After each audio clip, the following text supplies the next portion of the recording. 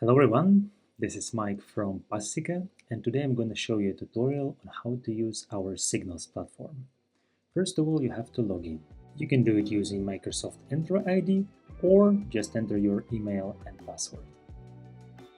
After the first login, I recommend you to go to Account Settings, Security, enter your current password, new password, confirm it, save changes, and you're good to go.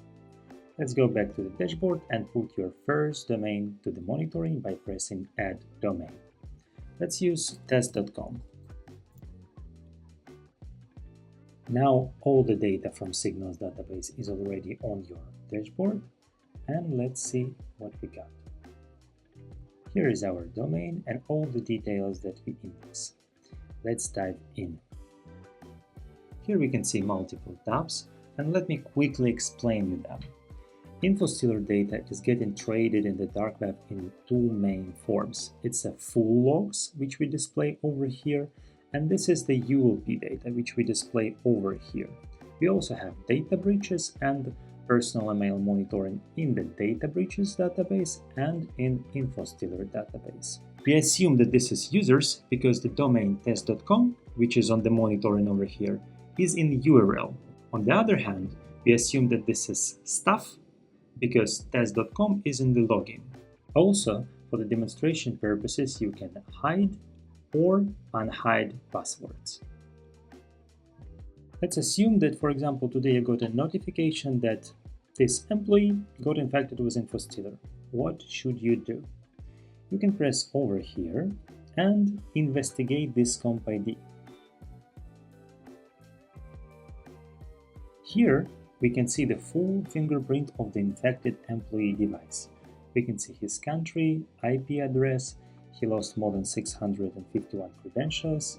You can also see the statistics, password statistics,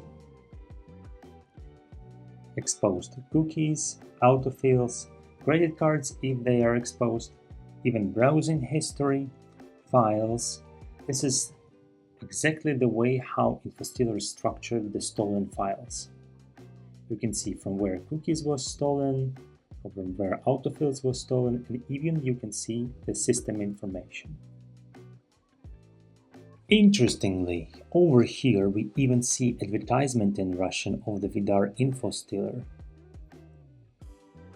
as well as system information of the infected device, that Windows Defender was on, local time, and all the details about the device, as well as processes that was running. We also show this information in structured way over here.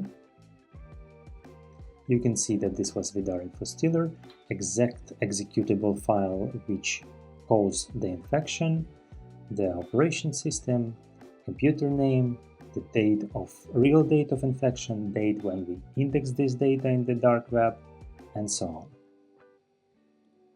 Also, there is a new feature called AI Report. Here we prioritize data leaks by severity, so you know where to reset cookies first, where to change credentials first, and so on. Let's go back to the dashboard and focus on another feature which is called Global Search. Here you can insert any domain, email, or the phone number and make high-end overview check in our database. For example, same test.com, search, and very quickly you're getting a high-end overview what we found related to this specific domain in data breaches, in Infostealer's database, with the full logs, in ULP database, in cookies, and even in autofills.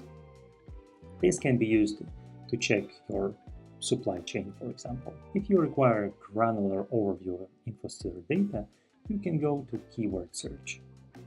We parse Infostealer data in all possible details and make credentials, cookies, autofills, cards, files, and even crypto searchable through our platform. You can search through Infostealer's full log or ULP or together. For example, in credentials, let's again look for the URL. As an example, we can put test.com. Here we got the result. You can also use an autofills for any sort of investigation. For example, let's check phishing. we see that counter got oversaturated. This is people who get phishing saved in their autofills and then got infected with Infostealer. Very important feature is the card search for the banks. Here you can put all your PIN numbers for the monitoring. For example, this one, you can add another BIN number or number 167 star. Save multi-query, BIN monitoring, save. And now you got your BIM monitoring as a multi-query on the dashboard with more than 10,000 results. We can demonstrate those results to the authorized person in the specific bank. After you configured your domains and multi-queries for the monitoring, you need to configure notifications. You can do it right here to email, Telegram, WhatsApp, or Slack, and choose the type of signals that you would like to receive. Here is some brief instructions how to do it for Telegram, WhatsApp, and Slack, as well as you can do it for multi-queries over here. Next part of the menu is identifiers. Here, for the specific domain, you can update the list of the personal employee's email. You can use the bulk upload tab to upload multiple emails or add them one by one. It is important to configure monitoring of personal employees' emails because unfortunately they often use it for accessing corporate repositories. Here we have API settings. You can generate your API token here.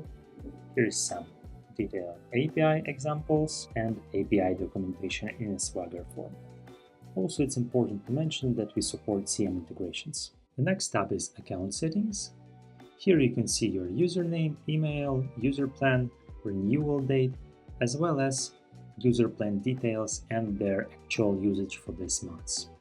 In security, you can reset your password, and in the team tab, you can add members and configure their accesses if they can see password, if they can download the data, and so on and so forth. Here you can access search history and get raw data.